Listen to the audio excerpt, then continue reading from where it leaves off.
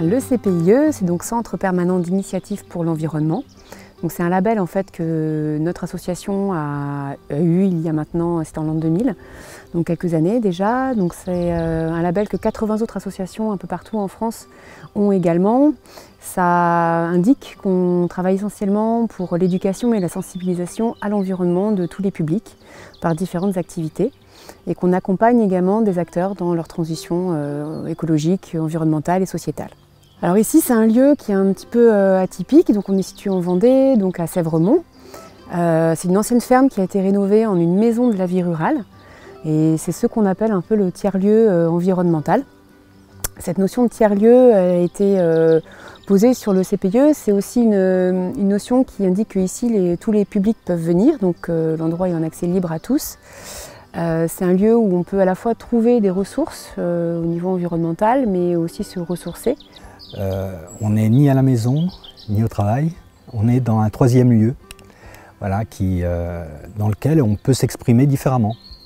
Et ça c'est intéressant parce que les gens viennent ici pour découvrir ou pour animer, travailler mais de manière bénévole et très volontaire dans l'esprit d'une convivialité qui est fantastique. Le jeudi matin, quand on voit les jardiniers se mettre à l'œuvre, c'est un groupe constitué d'une dizaine de personnes volontaires, bénévoles toutes, mais ça se fait dans la joie et la bonne humeur. C'est des jardins qui ont une vocation d'être un lieu de promenade, d'oxygénation. C'est pour ça que l'association avait fait le choix de les ouvrir librement et gratuitement à la visite. Et puis être un lieu de conservation de la biodiversité cultivée, de la biodiversité en général, mais plus particulièrement on met l'accent quand même sur la biodiversité cultivée, donc celle des fruits et des légumes qui sont liés à notre alimentation. Donc un lieu un peu de mémoire, de transmission, et puis évidemment un lieu de pédagogie, donc au travers différentes façons de sensibiliser le public, entre la personne qui se promène régulièrement mais manière libre dans le jardin, jusqu'aux ateliers, jusqu'aux visites commentées, l'accueil de groupes scolaires aussi. Mais il y a aussi l'observation. Observation par les experts que nous avons, des biologistes, des botanistes, qui vont arpenter les terrains pour faire des mesures, tant au niveau de la botanique qu'au niveau de la flore, de la faune, rapporter l'évolution aussi dans le temps. C'est-à-dire que c'est un travail qui se fait sur des années pour voir l'évolution, quel impact l'activité de l'homme a sur notre environnement. On y vient aussi pour se rencontrer. Faire des activités ensemble, en commun, et proposer des activités à mettre en place. Voilà, on a quand même un peu plus de 300 adhérents et une trentaine de structures qui utilisent ce lieu en fait, assez régulièrement pour organiser leurs activités. C'est un lieu qui appartient à la communauté de communes du Pays de Pouzauges et qui est laissé à notre association pour qu'on puisse animer un peu la vie sur ce lieu. Alors on a des commissions de travail ici avec les adhérents de l'association pour un petit peu proposer des activités tout au long de l'année. Donc là, dans les jardins, les familles peuvent venir et faire un jeu autour de la connaissance de la biodiversité.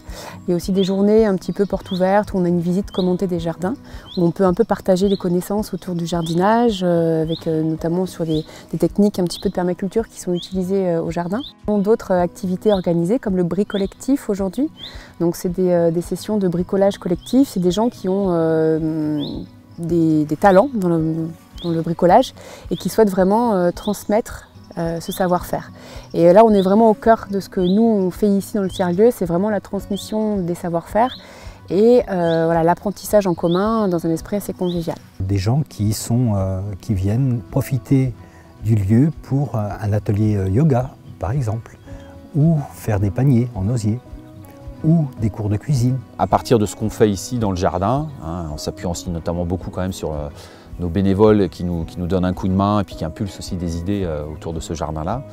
On a créé des espaces, on a expérimenté des choses qui nous donnent un peu une crédibilité pour pouvoir développer ces projets-là sur le territoire. Donc le CPIE est assez régulièrement sollicité en fait pour soit créer des jardins d'entreprise, soit accompagner une sensibilisation d'un groupe de salariés.